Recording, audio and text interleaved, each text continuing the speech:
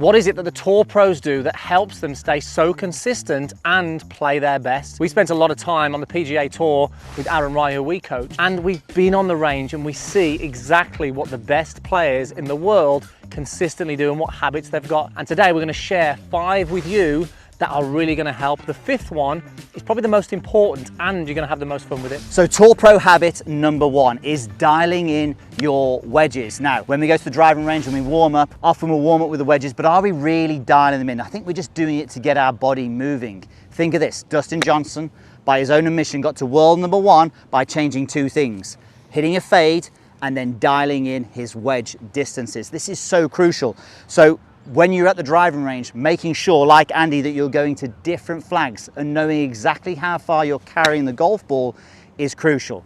You can even start developing a wedge matrix. So Andy, you're hitting to different flags here. Yeah, and I'm tapping into my feel here, and this is just such an important part. I've got a 50 yarder, 75 and an 85.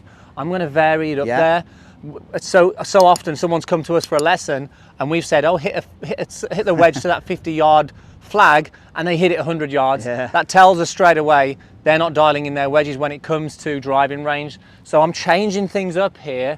I'm going to hit short ones, I'm going to hit some slightly longer ones, and I'm going to see how close I can get to the yardages.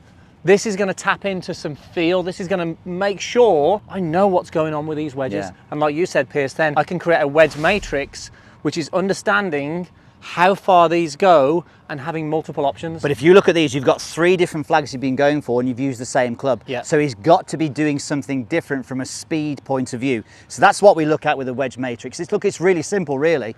If you have all of your wedges and then have 3 different swing lengths for all those wedges, so maybe just hit one quick, Andy, go with a 3/4 wedge. So 3/4 wedge. So 3/4 wedge with a 58 degree for Andy. That's probably going to make it go around about 75 yards. Yeah, and you can go, the key thing with this is have a half swing, a 3/4 swing and a full swing and record the yardages. Then you have 3 different yardages for each wedge that you have. So any yardage on the golf course, then you've got it, but also you're tuned in with your practice. So tour pro habit number 2 is calibrating the basics.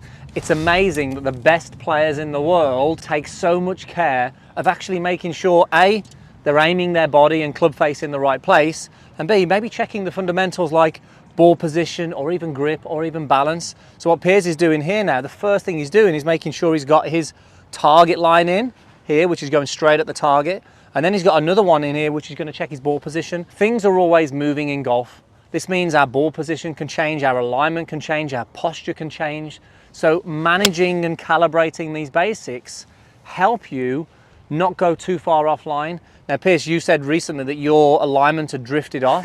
It had drifted off where? It had gone left. So I was playing golf and I'm pulling a few, and guess what happened? Straight away I went to, oh, I'm getting a bit steep again, But I hit some balls, I put the calibration lines down, and I was like, hang on a bit, that club face is pointing quite a long way left. It was actually with the alignment stick on the ground there. I'm going, hang on a bit, they're not matching up. I'm not getting that coming out there at 90 degrees. So as simple as that, without having to make any major swing changes, obviously makes a lot of sense. And it's just such a key thing. The great thing is as well, what you're doing here, you're training your association to the target. You're making sure that you know that you're square, you're looking up at the target. So when you get on the golf course, it's so much easier to actually just take it to the golf course. And also, if you hit a shot that's going offline now, you know it's the golf swing. You know that because you've calibrated where you are, it's nothing to do with the alignments and setup. Yeah, for sure. I think there's a couple of things you can add to this as well. But this is one we do a lot with Aaron.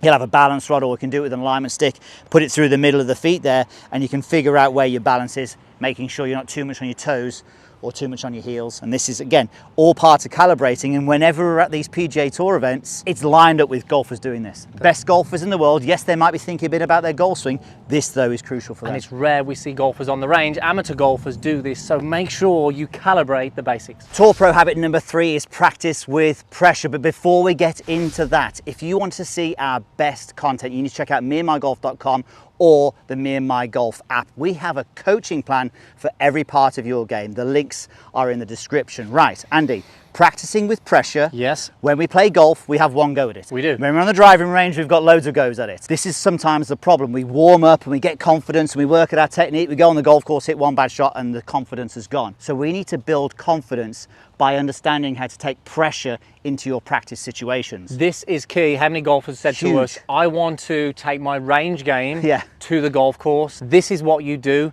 You actually bring the golf course to the range, and There this we is go. how we create the pressure here. So when we get out there, it just feels not quite the same, but it feels a little more comfortable. So Andy, let's just think about this. The simple way of doing this would be to have like a scoring system. So we're going to go to a green and we could normally, let's say, hit 10 shots. How many out of 10 could you get? But the green would be small. It would be tricky. This one's small, red flag's small. I've got 8 iron here, 10 shots. If I could hit 5 out of those, I'd be pretty happy because that is a tiny green. Yeah. I'll have a couple of shots here. Yeah, let's hit a couple. Let's see how many scores out of 2 you can actually get. It's good, and you can play this game against your friends as well. You can have a bet on it, you know, play for a pint, whatever it is. The loser cleans the other person's clubs. Put a bit of consequence.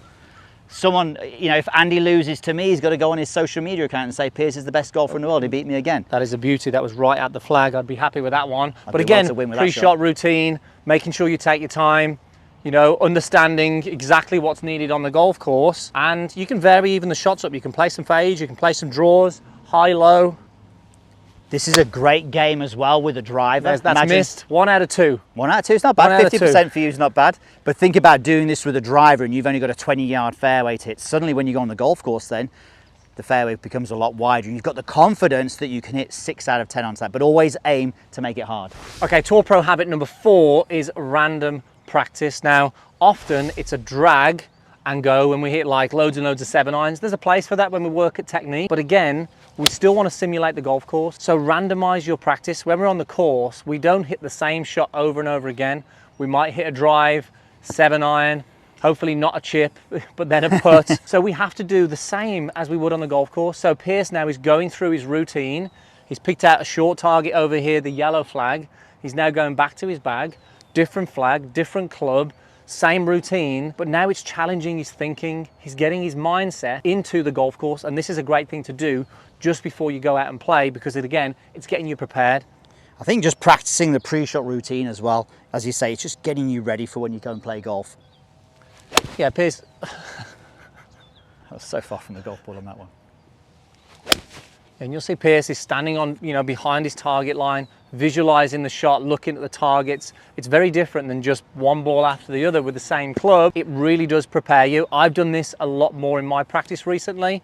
And when I get onto the golf course, I feel so much more tuned into the course rather than going, this feels so different to the driving range. Again, it's similar to the last tip, isn't it? The last habit is that I'm actually recreating the golf course on the driving range. Faldo would talk about it, Sir Nick Faldo. He'd play the course before on the driving range. So I've got a 130-yard wedge I'm going to get a little fade into. I've got to hit a good shot. I've hit that one there. I've just missed the green, but it wasn't a bad shot with 6 iron from 180. So but again, different yardage, different different. distance, different aim. It's having to step back and take a look at it. A little bit of a knockdown. It was nice. Again, getting a little creative, you know, letting the mind go into how we would actually play golf on the golf course. So make sure you randomize your practice. 5th and final Tour Pro habit is taking a bit off. Now, as we said at the beginning, you're probably going to have more fun doing this, and it's probably the most important thing. So look, when we're on the golf course, we rarely have the exact number for our carry distances with our clubs. The best players in the world are very good at taking a bit off. So generally you'll find that the player will know how far they hit the 7 iron,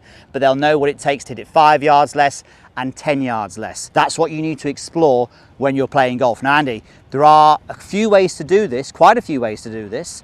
What are some of those ways? Well, let's go through a few of the key things, and then I'll share some of the things that I would actually, yeah, be good my to know what you do. preferences are really, but you've got to practice this, and we don't see most golfers do this. They're just hitting sort of full out shots. So the first thing you can do, if you want to take a little bit off, you can just choke down the golf club. So when you choke down the golf club, it's obviously making the club smaller arc, less speed. It's going to reduce it. Personally, I don't like this, but that doesn't matter. You've got to practice this.